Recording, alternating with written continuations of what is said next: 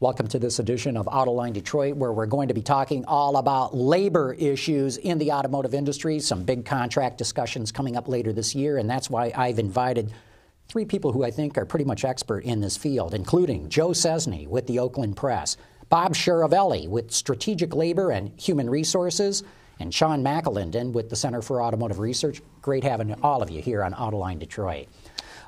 Look, we know that the UAW contract expires later this year, September 16th, I think. Isn't that the date it goes on? 15th or so. I thought all along that Ford Motor Company was going to be the target, only because the bailout agreement with the feds between General Motors and Chrysler told the UAW, you cannot strike until 2014. So I thought all along that Ford was going to be the target. But, John, you're saying Ford's maybe not going to be the target. General Motors wants to be. Why is that? Bob King has said there isn't going to be a target, of course, which is what in his predecessor. Do you think that's going? Yeah, what do you mean, no target? Yeah. What do you think? Bob Gelfinger drove around in circles in the middle of Detroit with 5 cell phones until the last couple of days, and eventually picked a target. So you think they're going to pick a target again? It might come. It's hard to see how you can't really resolve everything at one table first, and then. And if you're working on a pattern agreement and then get something sensible, there's just that would involve 1,200 people simultaneously negotiating, and you've got to narrow it down to one smaller group to get it done. And we believe that Ford doesn't want to be the target; they feel they're too profitable. Chrysler and GM would love to be the target, but Chrysler's too poor to make the Ford workers happy. We believe that probably General Motors at the end will be the company sort of selected to do the final markup of what the agreement will be. Right. Pattern is the key here, and I don't think, as a practical matter, I don't see them striking Ford at all. So I think they'll be settled for a pattern agreement that. Explain pattern agreement for those. Pattern agreement means that one company sets down a contract, and the other two sign the basically identical agreement, and that's the way the unions have worked for 60 years in labor agreements in Detroit. And I don't see them, they really don't want to put Ford in a corner. I think King's made that very clear. And so that's why I think Sean's right, that General Motors is probably, maybe not the target, but the lead company going forward at this point. And General Motors has also been playing with trying to give the union a good reason to come to them. I think the announcement yesterday that they were going to invest $2 billion in the U.S., add 4,000 jobs, was all part of kind of a run up to the negotiations, because I think the union also wants to make sure that it has a growing employment base here in the United States. I think that's probably their number one goal in these negotiations. I think I might disagree with Sean. Yeah, let's hear it. Only in this one regard. I think Ford, given its strength financially and the rise in the stock price and the controversy around Mullally's salary and compensation, which is big enormous amount of compensation. Enormous. For the chairman. They may very well be, I think, the de facto target. But I also agree that this is not the year for the UAW to strike the autos, because it's still a fragile industry and there's still a backlash politically against the auto industry and unions. Look what's happened just in our state governments and the public sector. The other thing is, as we look at where Ford is, they are going to be paying bonuses, and they arguably have a better package than General Motors and Chrysler. And so I think almost the strategy the UAW has to have is, how do you moderate what the Ford workers are going to get, and at the same time bring Chrysler and General Motors up. And I agree that it's probably not going to be it's probably going to follow the same pattern it did with Gettelfinger, where they drive around. But Gettelfinger was really great at doing that. And, I have a question. You basically have a whole new staff. They're overworked. They're tired. They do have a great relationship with Ford, and hopefully that's going to push them forward. And I do agree with Bob that they don't want to disrupt the narrative. The comeback, the union has no intention of disrupting the Detroit's comeback narrative.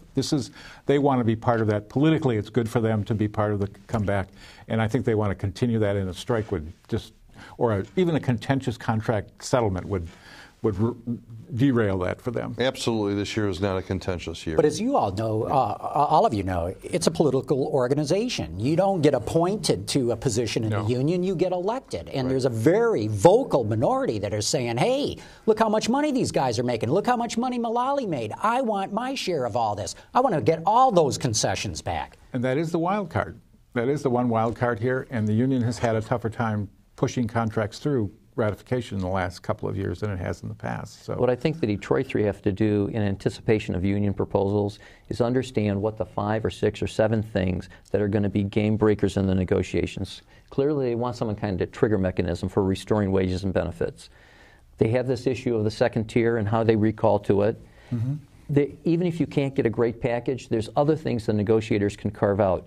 Are they going to have some level of governance in the business? Are they going to have some level of variable pay, whether it's gain sharing, profit sharing, stock? There's a bunch of anticipated proposals that I'm sure those big 3 teams are looking at, but that's really what we have to look at from an overall standpoint. What are the anticipated union proposals, and how are they going to carve out a decent deal that can get ratified, hopefully on first vote and absolutely by a second vote? From what we know, I mean, all 3 companies are going to offer the same thing, which is basically nothing. The COLA won't come back. There won't be any annual improvement factor. One big worry at General Motors, if it went to Ford, would be some sort of Ford can afford an increase perhaps in the pension. But even $30 a month extra in the pension would cost GM over $1 billion a year, far more than Ford. A real backbreaker. It's one of their holy terrors. Why they want to be the target is nail that down. But the story this year is sharing the success. Fine. We'll increase the size of the profit sharing. We'll tie it to the same formula as the salary Isn't that the workers. answer right there, though, Sean? I mean, why can't they agree to much more generous profit sharing? Well, the workers don't trust profit sharing formulas, particularly at General Motors, where they've rarely received a decent The problem has been that the profit sharing has never really been that transparent to the ordinary. It's never been even transparent to the analysts, and so I think that has to be. If you're going to do profit sharing, you have to it has to be very, very transparent. People can go sit at their kitchen table, do the math themselves, and say, "Oh yeah, this is going to be my check." That hasn't been the way it's been done in the past, but that's the model that they're going to have to adopt if they wanted to use profit sharing. Well, it would be nice if they could tie it to U.S. automotive profits instead of this globby North American, but apparently they won't change that formula. So it's going to stay a little, we don't know. I mean, if you don't even know what the profit basis is, it's going to have to include some other variables like obviously productivity gains, quality performance, attendance. Right. They may have to happen more than once a year as well. Right. You could do it quarterly. You could spread the profits out, the sharing gains quarterly, which is probably one of the better things to do.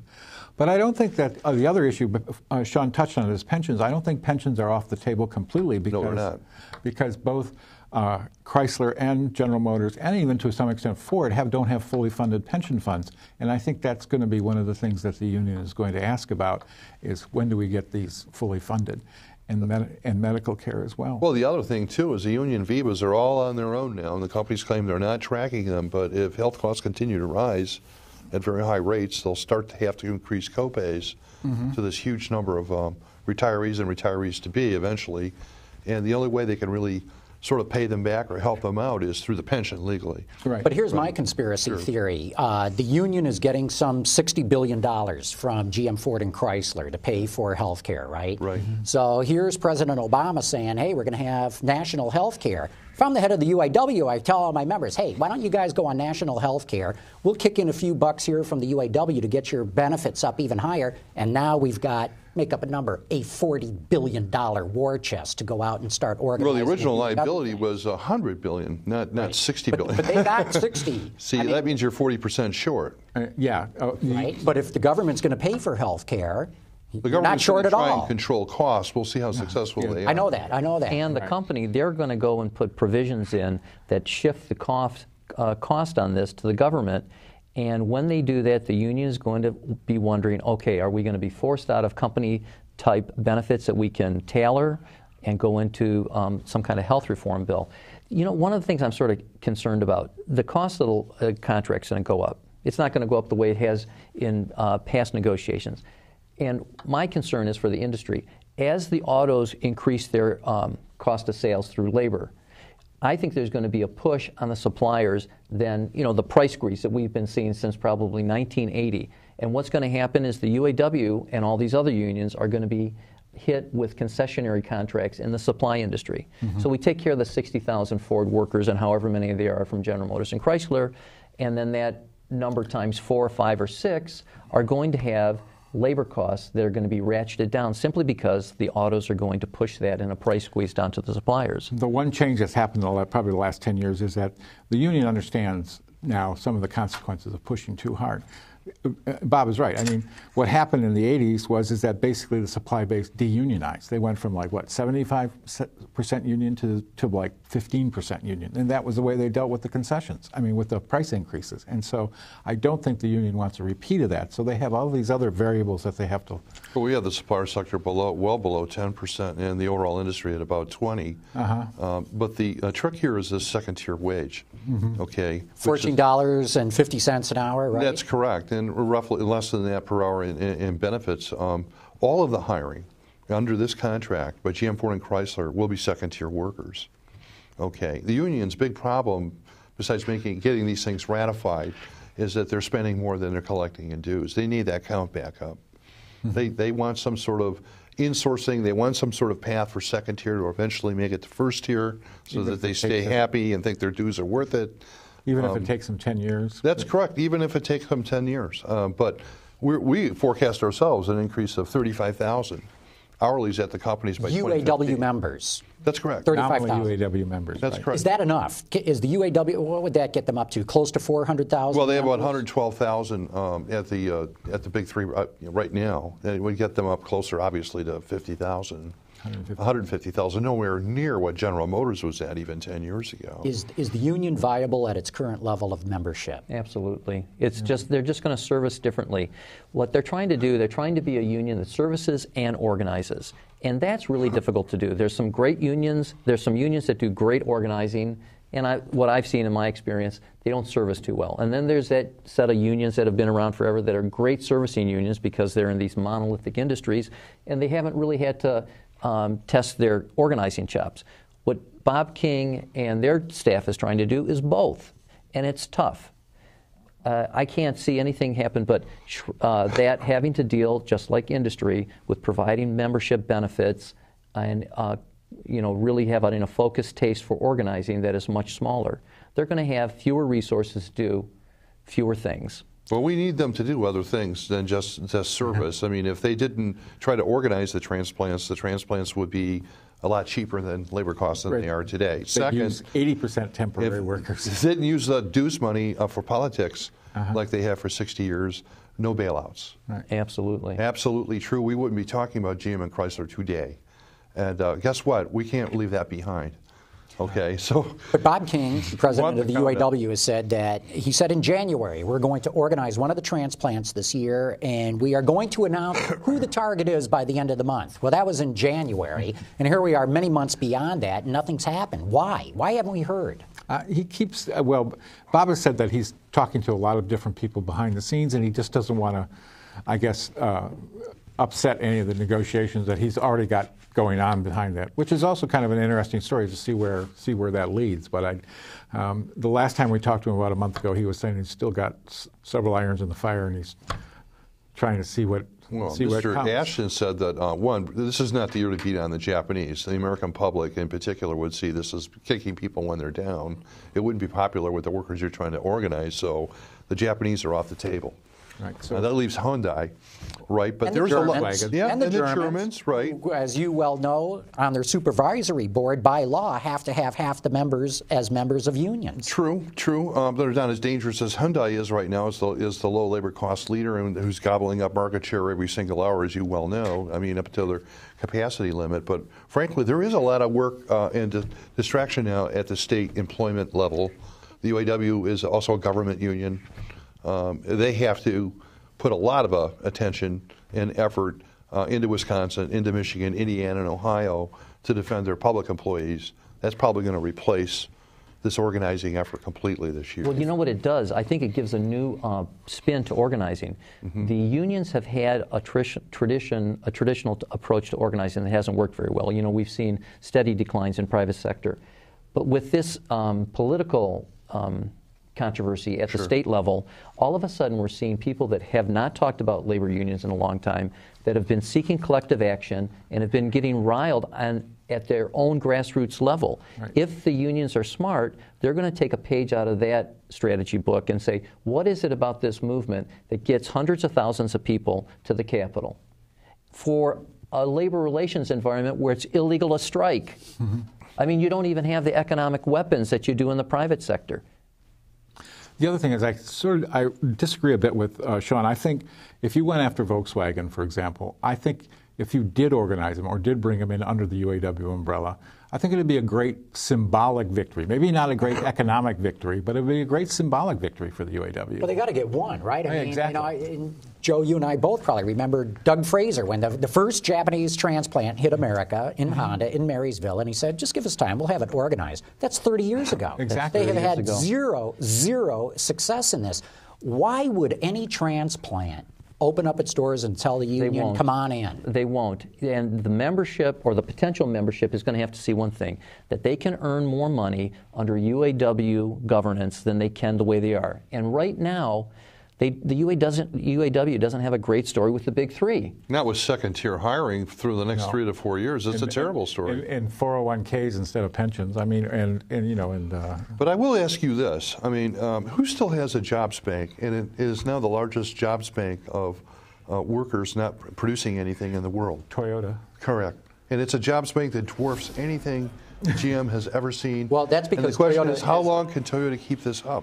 Well, I don't know. Their first quarter doesn't look but let's make sure we get our terminology correct here, because it's Toyota has always had a no layoff clause for full-time employees. Which means they're fully paid for not producing anything. Right. What else, the definition of a jobs bank do you want? I agree. Well, because Toyota... I agree with Sean here. Yeah. The difference is it's voluntary. It's a jobs bank. But it's a unilateral, voluntary Look, one. I can tell you this, that the union's going to slam that down on the table and say, Ford, don't tell us we're more expensive than Toyota and Honda, because not this year. Well, I don't think any of us on this table think Toyota is going to be the target of any organizing by the UAW. No. It's, first off, the South is difficult. I don't know if I heard you say it or somebody said the smile states. Yeah. When you look at the transplants coming down the southeastern seaboard, across the country, and then back up California, those are the targets. Anything down there is considered difficult. And when you think about organizing, it falls into 3 buckets. Traditional NLRB organizing with a secret ballot.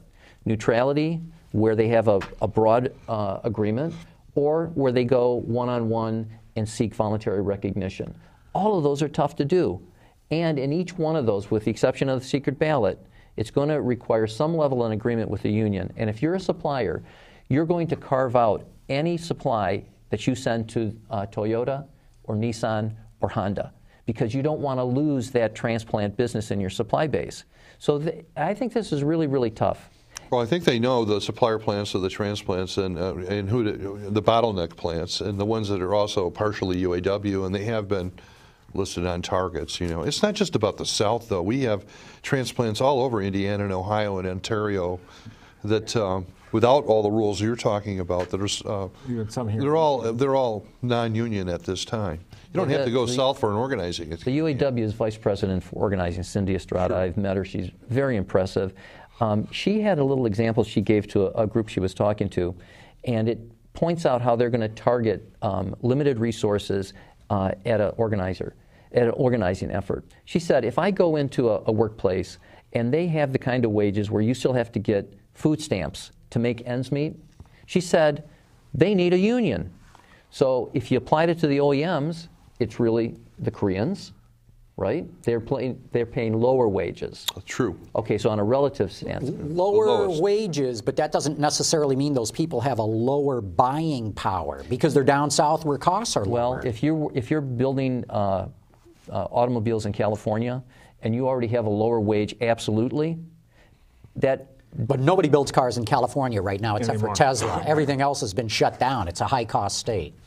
Well, the point is they are going to take limited resources and be very targeted. This is important for dues, yeah. The real break on wages at the transplants now is the use of temporaries. And the temporary employee, I would say probably 50% of the employees at a Hyundai plant are temps. And temps technically hired through a temporary agency. They might be considered, they wear uniforms, they look the same as the other Hyundai employees. Well, Nissan uses a lot of supplier workers all day long inside of the plant. Honda and Toyota, on the other hand, we can't get them past 8-9% temporaries, and those were all fired last year, in 2009. So I'm not even sure they brought them back yet. Well, if you think about the temps for a second, if Sure. they are 10 to 20% of any workforce, that is a major election block to mobilize. Sure. And under the Obama Labor Board, what we are going to be seeing is a developing labor law, not through changes in the statute, but changes in the developing labor law that the board puts together, that is going to look at how do you give them, that is temporary workers, non-core employees, certain protections under the Act. Being involved in organizing, having a vote. If there are just 2 or 3 changes to the Labor Board, all of a sudden we see a dramatic change in the organizing landscape. And it shifts administration to administration. So, if the Republicans win in 2012, probably the union effort goes out the window, I would say. But what do you all make of this, as you brought up earlier, Bob, of the public service or public sector unions up in arms like we've never seen before? We've seen a rejuvenated labor movement. Is this a flash in the pan, or do you guys expect something long-term coming out of this? I think it's hard to predict exactly where it's going to go, but what I tell companies, I say, where there's an issue of employee voice, and that's in unionized and non-union, anytime they don't let that flourish, it gets pushed out someplace else, like a balloon. You push on this end, the other part expands. The stuff that's happening in the state governments is an excellent example of certain rights being constricted, either because of the perception or the actual restriction, and people reacting to it.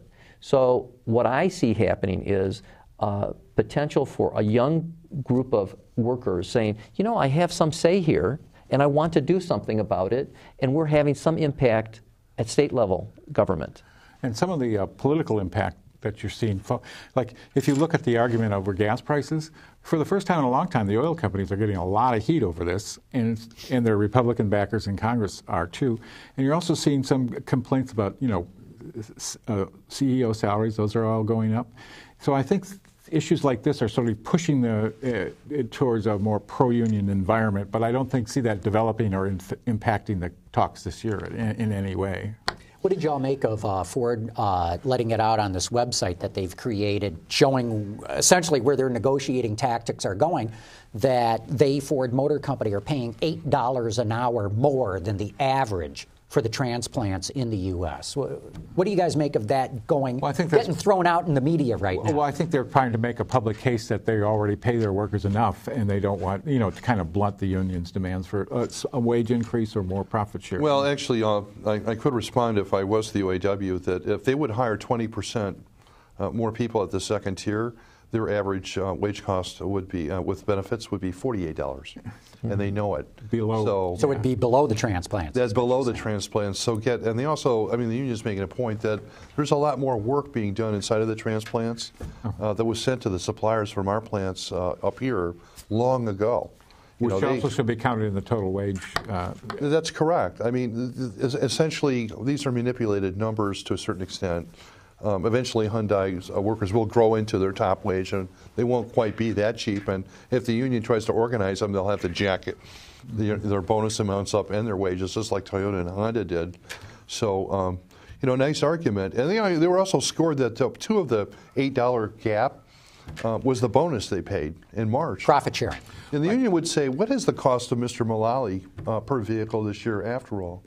In North America? And as Sean pointed out, that doesn't include the cost of the real cost of Toyota's jobs bank. Absolutely. They could argue that we're one of the cheapest auto companies in North America this year, going right through the end of December. And we're not sure how much that's going to change soon. This is the time not to be contentious with your labor force. This is the time to ramp it up and go for broke. You know what I find interesting? When was the last time you saw traditional negotiators put anything on a website I mean, the whole landscape of how you communicate with people, it's not only transparent, it's complete and total disclosure. So the work of a negotiator, the work of a labor union, they are going in areas that guys like us weren't raised with. Right. Why is that, Bob? Why do you think they're going public with this website, with their negotiating demands on the web? Well, first off, with the big three, there's more disclosure than any place else. In the supply base, and I suspect other manufacturing, there's still this sense that if you're going to negotiate a labor agreement, you're not going to open up all your information.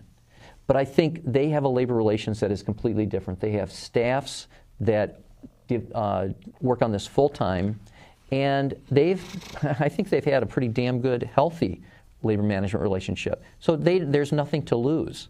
Let's just put it all out there. And when better is it to buy hamburger? When it's cheap, you buy a lot of it. Well, we have an economy where it's really a great time for companies to negotiate. Why don't you just put out all the bad stuff?